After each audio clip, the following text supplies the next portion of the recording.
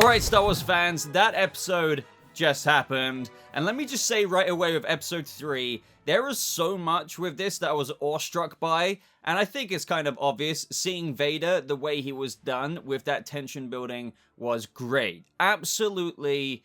Man, I feel like the majority of this video will be talking about that. But then again, sometimes, without getting too awestruck in things, you know, as I like to do, I have heavy bias for this show. I've said that. I'm going to be entertained by this. I'm here for Obi-Wan and Vader, mainly, right? Seriously. But when I try and be as objective as I can, there was a really big issue at the end that, you know, you may disagree with me and be like, wait, what, Boba? Like, how can you, like, that was awesome. I agree, for the most part, Vader was fire. However, there was a part at the end which, you know, we're going to talk about that. Let me know if you agree with me or disagree with me by the end of this video. Let's start right at the beginning. And obviously, it picked up right at the end of last episode. And I like how Obi-Wan, he's kind of like a little child or baby. It's just like after the nightmare in episode 1, he's like, Qui-Gon, Master Qui-Gon. Now after Anakin, he's like, Qui-Gon, yeah, Master, can you hear me? I don't blame him. He's obviously been in communication with Qui-Gon before. And more or less at this point, you have to think that Liam Neeson will be appearing. Like, this many Qui-Gon references now, I feel like they wouldn't rub it in our faces this much unless Qui-Gon wasn't going to appear. And check out yesterday's Kenobi video if you want to know any theories or one of my theories with regards to how and when they might just have the timing and choosing to place Qui-Gon in one of the episodes that lie ahead. But then, baby, we cut to Vader, and my god, like, again, no matter what I may critique later, in good faith, I may say, in good faith, of course, this is incredible. I am a fanboy for this stuff, seeing Vader getting suited up, seeing Hayden's face just before the mask comes down as well. Compared to last episode when he's in a tank, it's a little bit, you know, some of the cloudiness of the water, if you will, blocks a bit of his face. But here, as you're seeing on screen, like, oh, am I gone? And don't get me started on, you know, just when he walks out, the camera pans over the lava, and then you see Vader's castle over Mustafar. Again, this is stuff that is, I'm just going to kind of be repeating the same praise here. As a big prequel fan, again, don't get me wrong, when I remain objective there, plenty of issues, but other than that, I still have a heavy entertainment factor with that. And the nostalgia here, and getting into the lore of Vader's castle, seeing this be, as I keep saying, basically episode 3.5, is incredible. And that's when we had him converse with Reva. He's clearly, and this shouldn't really need to be explained, and the reason why I'm kind of going to be setting this up a little bit in this review, excuse me, is because some people are offering excuses in how, oh yes, you know, Vader may let a certain someone slip away because he likes stalking and so. But this is a Vader who's very desperate to find this man. He's been searching for him for 10 years. 10 years since he's burned to a crisp like a marshmallow. I shouldn't need to say this. Like, you guys know this. Immediately, he's like, where is he? Reva's like, okay, we have probes out, you know, tracking all possible exits. He will pay for the Grand Inquisitor. The Grand Inquisitor means nothing. Like, I don't care, bro. Like, just tell me where he is. As he says himself, Kenobi is all that matters now. Is that understood? So I hope this will help further bolster, just to put it in the front of your psyche, capturing Obi-Wan is the only thing that matters. James Earl Jones is frickin' Vader voice. Yes, that is James Earl Jones. If you didn't already know, he was credited. The ferocity and tenacity and commanding nature of Vader. So I've been watching you, third sister. I know what it is you seek. Prove yourself, and the position of Grand Inquisitor is yours. Fail me, and you will not live to regret it. Fair enough if you're getting cringed by the voice, but that's how into this I am. Complete characterization of Vader there. Fail me and you will not even live. Before you even conceive the thought to regret failing me, you'll already be dead. Back with Obi-Wan and Leia, we have him fix Lola. Maybe Lola's gonna come in handy. I feel like she wouldn't have really, the droid wouldn't have been fixed otherwise. They sneak off the ship. And a bit of this series, clearly, with Haja last episode, and now this episode. Not all people are good, Leia, when he's doubting the coordinates. When they get there, he's like, oh, I knew I couldn't trust him. They're really hammering in the Republic and people of the Republic, Jedi. Even though the Empire is here, there are friends out there. As we later learned, the safe house, etc., etc. Haja, this is mainly meant to slowly symbolize to the audience that Obi-Wan will regain a bit of his hope from the character study of that they're displaying at the minute of where he's basically at the bottom when the series picks up.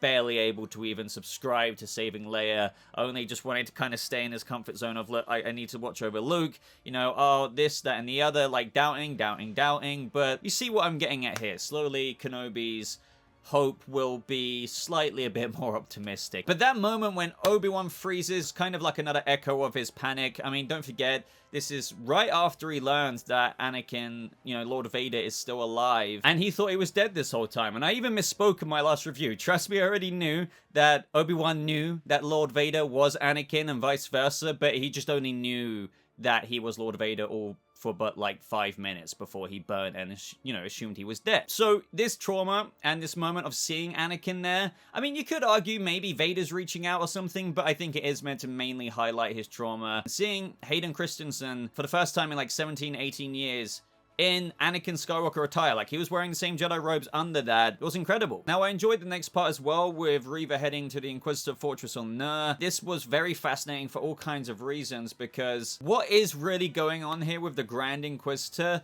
Again, everyone's thinking, like, obviously he's not dead because he carries on in Rebels, but then you go back to the conversation with Vader, and like he instantly interrupts her when, you know, Reva's saying, you know, we'll get payback or whatever for the Grand Inquisitor. The Grand Inquisitor means nothing, so it's just like, oh, did nobody recover him? Like, what about the other Inquisitors on Nur? People were thinking, like, maybe he was hanging on to hatred and that's how he's staying alive, and the other Inquisitors maybe put him into a bacta tank. But it's not really being acknowledged. It's kind of as if the episodes are treating him as dead. I mean, after all, the other Inquisitors are acting like he's dead as well, because, for example, the other Inquisitor says, I am the next in line. So, again, that kind of supports how the other Inquisitors back on Daiyu didn't grab him, didn't put him in a bacta. So again, I really hope they explain how that Grand Inquisitor survived. It wouldn't surprise me if he does appear in like episode 5 or 6, one of the final episodes. Either way, this other Inquisitor clearly wants to be the Grand Inquisitor. He says that I will get what I deserve, third sister, and so will you. And this moment intrigued me with regards to Reva's grand aspirations, because, you know, after the other Inquisitor says, and so will you, she replies basically to herself, I hope so. I certainly hope so. And she almost says it in a bit of a somber, sullen kind of way, if you will. And it makes me think, like, I don't think she's talking about being the Grand Inquisitor there. It's like, whatever she deserves, and she, as she said in episode 1, what I'm owed. I feel like they're trying to make it seem to the audience like, yeah, like Grand Inquisitor. But in this moment, I feel like they gave away, intentionally so. I hope so. I certainly hope so. It's just like, okay, so what is it that you're really seeking then? I go over some theories in yesterday's video. Again, check it out, because this could tie back to what she's been seeking ever since she was indeed a youngling. This is when the probes are launched and Obi-Wan and Leia arrive at the coordinates, but nobody's there, but we get an explanation later from the undercover Imperial officer. That's when they get picked up on a transport, thanks to Leia. Leia being very assertive. Remember, like, you don't talk. Immediately starts a conversation with the guy. Then he picks up some stormtroopers to add to a bit of tension there. I also like how Leia picked up that Obi-Wan saying in that story that sometimes when I look at Luma, I see her mother's face. Leia kind of really knew that, hey, you knew my mother, didn't you? They even touch on her father, but didn't really get into it. They kind of also dropped the mother thing. He didn't confirm that I did know your mother, because he did just say it was a story, but he then transformed the conversation into wondering what his own family's like, because he barely remembers aspects of his family because Jedi are taken when they're so young, but he did refer to his brother, which I found very, very interesting. He says he doesn't really remember him, but he wished that he did, and once he got taken in by the Jedi,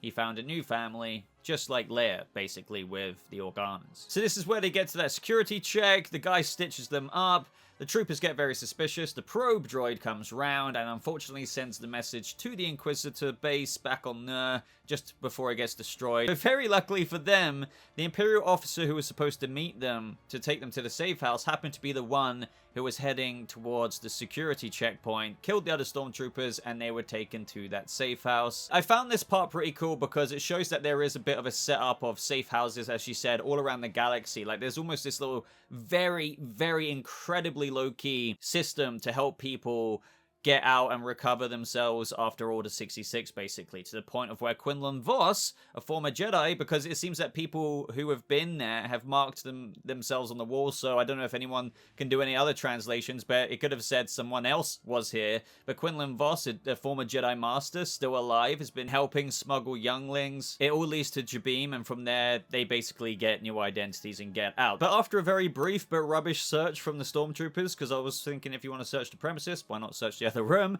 Either way, they start to realize, fair enough, okay, we need to assume we're compromised now, let's go out, start the pilot a little bit earlier, and that's when Obi-Wan is just hit with something. And you would be. He was so linked to Anakin, and if Anakin has touched, his foot onto the sand of this desert-like location, that connection would wash over him with devastation. And I don't think I can articulate or say anything that will do justice to just how well I feel like they set up the presence of this scene. Like, you see the Inquisitors arrive, and I was like, okay, is this just the Inquisitors arriving? But no, Vader then walks in. And again, I'm gonna fail with just how I can't even articulate how cool this was. You all felt this. Like, it was just amazing. The way they set up this kind of horror aspect with Vader just kind of reminds you why this character, to so many people, is arguably, again, for so many people, not necessarily everyone, but for so many people, is the greatest villain of all cinematic history. He almost definitely wanted to taunt Obi-Wan through terrifying him, through choking that person, bringing him out. The boy comes out, screams, "Dad," snaps his neck. That's like, that shocked me. That was a Disney thing that I didn't think they would do. Like, he literally snapped a kid's neck.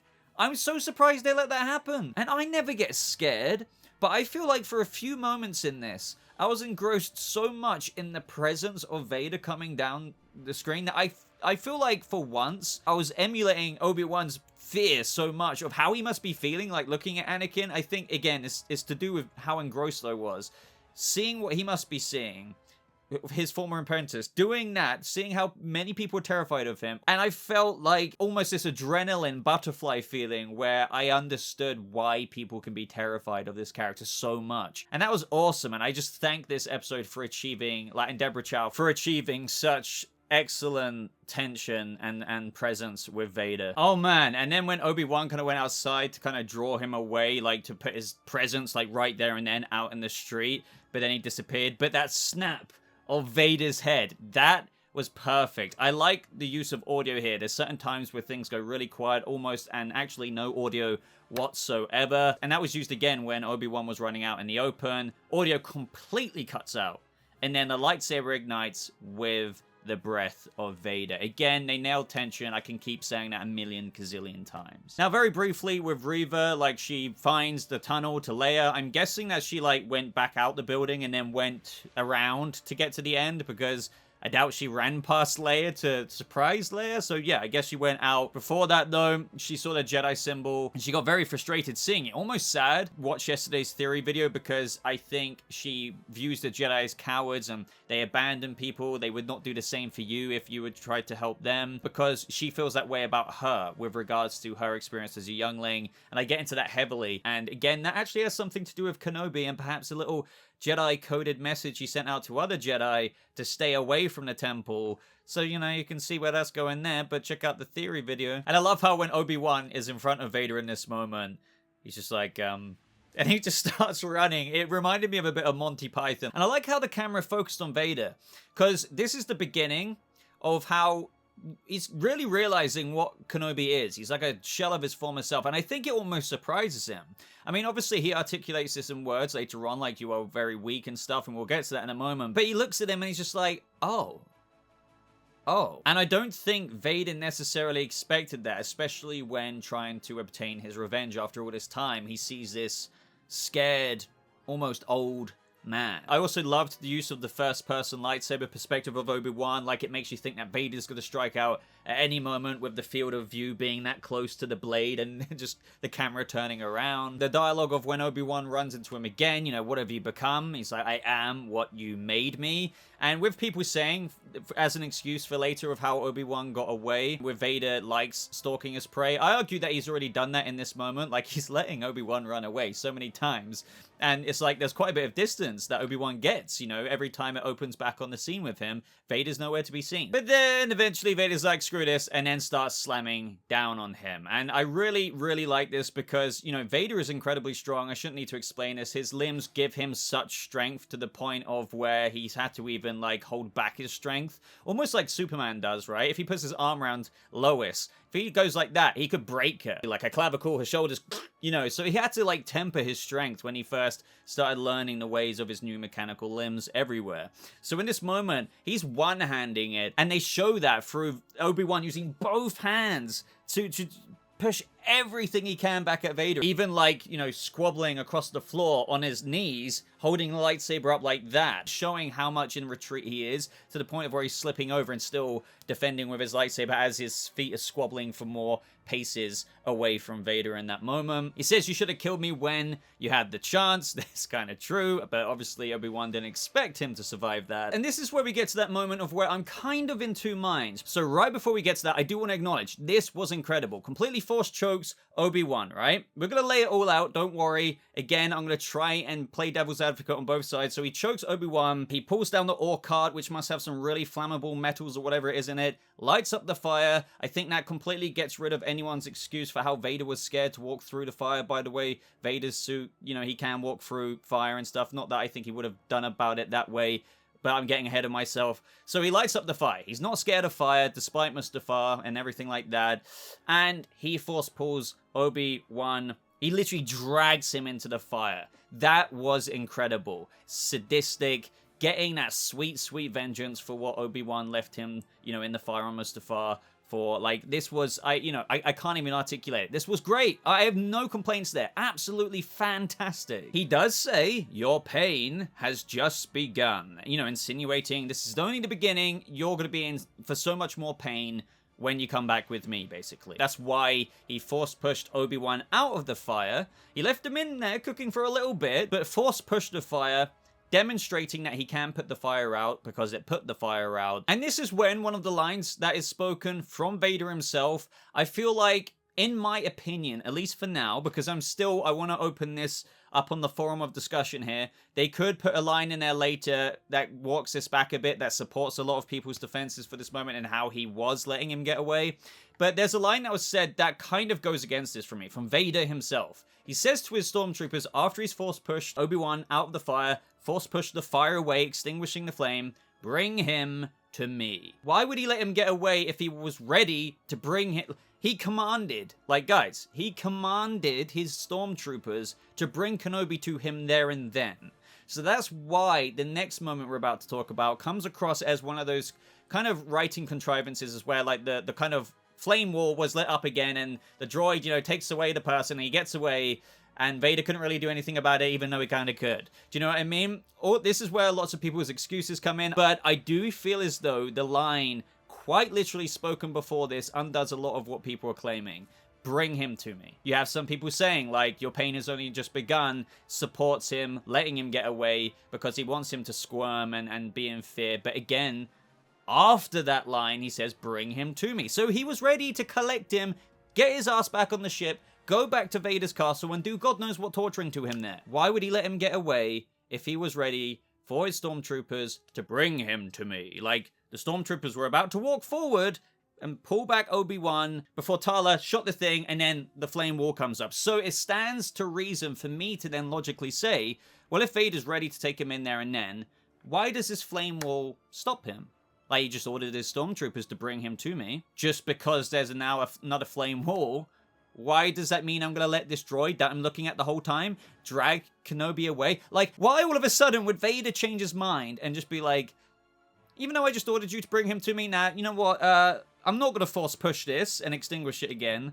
Let's just let him get away. Undoubtedly, they're going to see each other again. Before anyone mentions that, I know that. But people's ultimate response to this is that he wants to toy with Kenobi. And after, you know, this fight with Kenobi, as I said earlier, realizing him, you know, looking at him as he just runs away and, you know, seeing how weak he's become, as he says himself. He's like, oh, no, wait, you know, I kind of want to build this up and get a satisfying fight before I finally crush him. Again, like, all these ideas, cool, fun. They're valid even.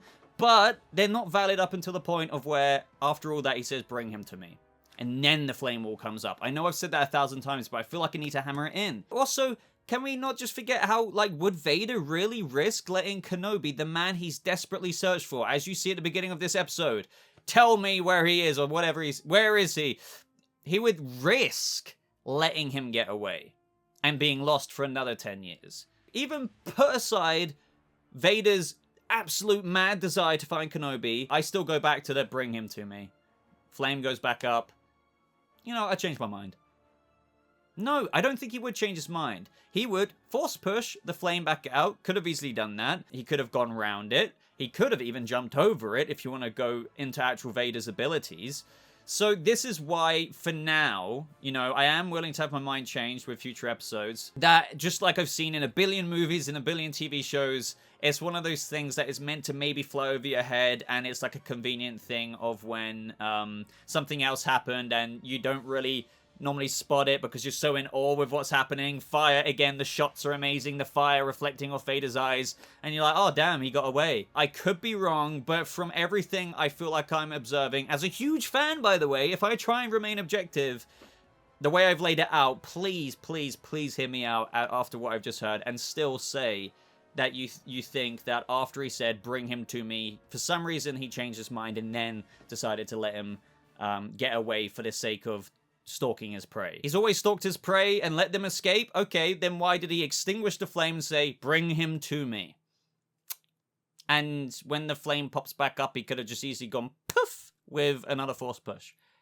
Let alone all the other things he could have done. I don't think he would have done that. So yes, with all of that incessant, insufferable ranting that I just did, I understand I repeat myself a lot, but I needed to rant and rant and rant and rant about that. I am open to maybe some future answers to come. Hayden has said there's conflict within him and things like that. But it's going to be a hard sell for me, I think. For the aforementioned reasons of he already gave the command to bring him to him. Like, he already decided that there and then he was going to scoop him up with his troopers, taking him in and then taking him back to the castle. So, even if future episodes get into maybe the conflict that could have let him get away, I just feel like it's a really weird way of writing it. But even with all of that ranting there, it's only done out of passion. I still really enjoyed this. I still loved it. I don't think I should have taken as much pleasure as I did seeing Obi-Wan get burned from Anakin, because it felt like I was evil as Vader was in that moment, because I liked how he was giving him the same pain that he gave him once upon a time. That's epic. Princess Leia ran into Reva at the end. To be honest, what's that going to mean? Is Obi-Wan now going to have to go after Reva again? I mean, I guess he's going to have to, because Reva has got Leia right in her palm. Like, so that is super interesting. Let me know your theories there. Overall, I really enjoyed this episode. I really, really, really, really did. But feel free to disagree with me. We'll see how this unfolds. I had a great time nonetheless. I think Star Wars did a kick-ass thing here regardless, and we've only got more crazy-ass Anakin, Hayden Christensen, Ewan McGregor's Obi-Wan stuff to come. So like the video if you did enjoy it. Subscribe if you're brand new. Links as always are in the description down below, but thank you so much for watching. I hope you all have a lovely rest of your day, and may the Force be with you always.